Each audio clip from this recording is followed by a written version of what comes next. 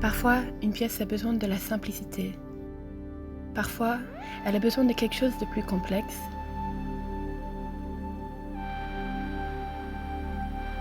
Je ne sais pas si j'ai envie de dire que je suis une artiste engagée, dans le sens que je trouve ça peut-être trop politique.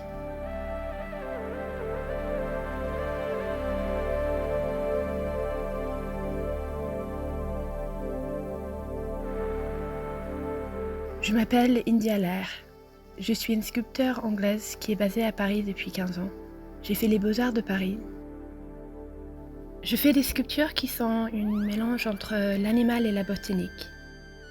Ils sont inspirés par les choses comme Alice au Pays des Merveilles ou Un songe de nuit d'été de William Shakespeare. J'adore aussi par exemple les choses comme Planète sauvage de René Leloup. C'est des mondes qui n'existent pas, où c'est absurde. Tout est possible. Et je pense que mon travail a aussi ce côté très onirique. Mon inspiration principale, c'est la nature.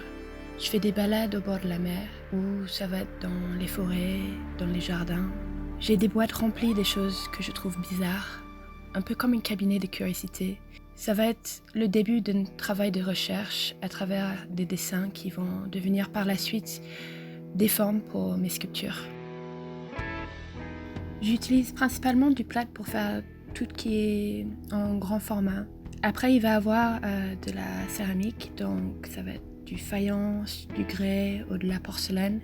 Je fais aussi du land art, donc le land art, ça va être plus avec ce que je trouve dans la nature pour créer des sculptures qui sont à la fois pérennes mais éphémères aussi.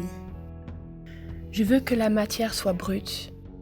Je veux qu'elle soit naturelle.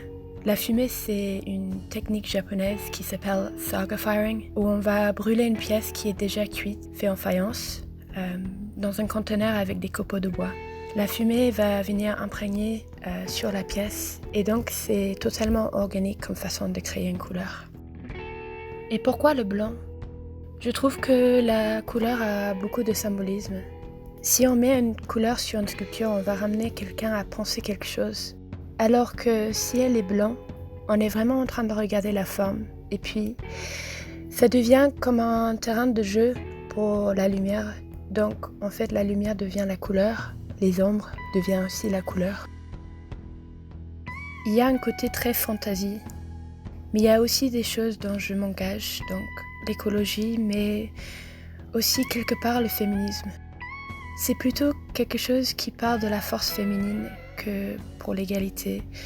Je ne me bats pas forcément pour le féminisme. C'est plutôt que je veux montrer la force féminine.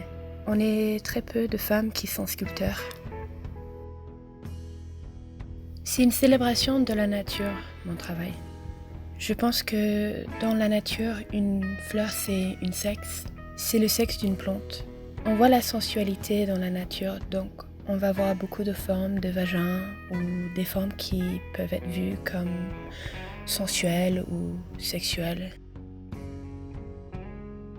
Engagée, je pense que c'est le mauvais mot parce que c'est un amour. J'ai un amour pour la nature, pour les plantes. Du coup, forcément, quelque part, je défends l'écologie en tant d'une cause parce que si tu es amoureux de quelque chose, tu vas te battre pour l'avoir.